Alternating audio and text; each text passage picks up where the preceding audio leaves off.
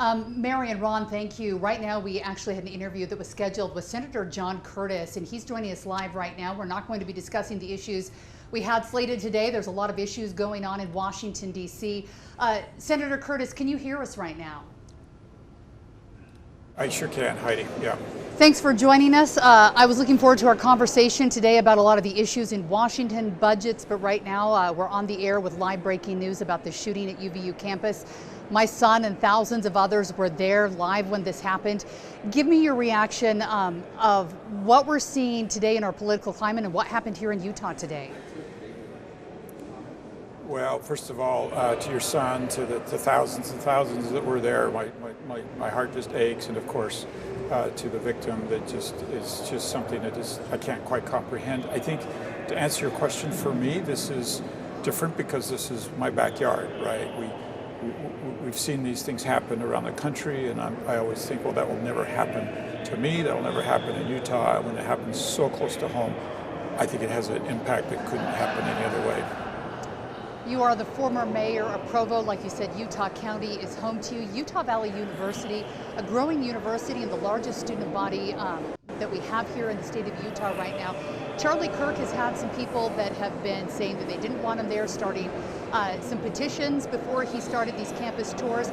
But he goes to our campuses to have conversations with young people about politics, and they debate and have a conversation. Are you concerned that this is going to put a stop to conversations with our young people like this? Listen, it has to impact it, but we can't let it, on the other hand. I'm not going to lie, this is going to go through my mind, right, when I'm doing public events. But I think we all have to push past that and realize that we are better than this, and we have to have these conversations. This was a very important political conversation for Utah Valley, and one that we need to have, and there are many more out there. The conversations we need to have. We need to come to terms with our differences, but that we can't allow this to happen, and we can't allow this to stop us from having these conversations. As we're speaking right now, the Associated Press just pushed out information about the shooting, saying that Charlie Kirk is listed in critical condition. He's in the hospital in Utah County right now. Senator, we saw it's been more than a year, President Trump had an attempt on his life, not once but twice. The second possible shooter was in court today. Is there a way to break this cycle where we can get away as violence is the option if we disagree with someone?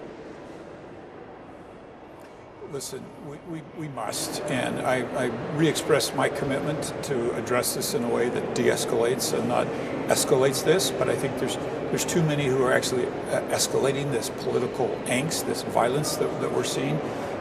It's not who we are, and this is why this is so impactful to me. It's especially not who we are in Utah.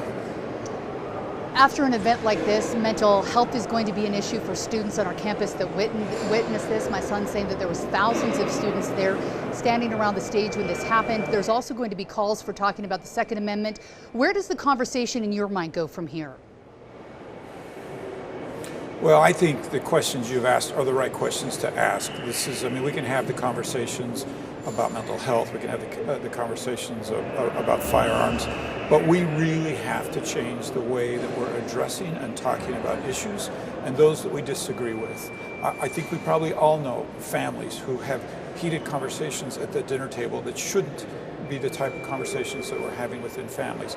Of course we can disagree, of course we can debate, of course we would argue, but the level of angst that's surfacing even within our own families and among friends is just a really bad place to be. Utah has had a difficult time over the last couple of weeks, a lot of trauma and tragedies we've been dealing with. Just a couple of weeks ago, we had 2 Tremont officers, Tremont and Garland, that were shot and killed in the line of duty, a third one who survived with the Box Elder County Sheriff's Office. You were able to honor them today. I'm sad that we're even talking about the fact that while we're honoring a tragedy that happened 2 weeks ago, we're talking about another today. So thank you for bringing that up, because I would hate for this to get lost in the news. Today I had this amazing honor of laying a wreath on this tomb of the unknown soldier, and what's so important is that we are honoring in Washington, D.C. not those just who die on battlefields across the globe, but those right at home. And it was just a tremendous honor for me. I spoke on that Senate floor and would not want that to get lost in the news of today. What do you want the Tremont and Garland communities to know? So listen, first of all, thank you to these two individuals who lost their life and their families and all the officers, not just in that department, but across the state and across the country, who put their life at risk at all the time. And what I would want them to know is I'm going to do all I can to make sure we don't forget their sacrifice and that we learn from it and that we make ourselves stronger because of it. Senator John Curtis, thank you so much for joining us today. I'll let you have the final word here today. We'll save all the topics we had planned for another day when it feels a little more appropriate. Anything else you'd want people back in your district, back home, to know about?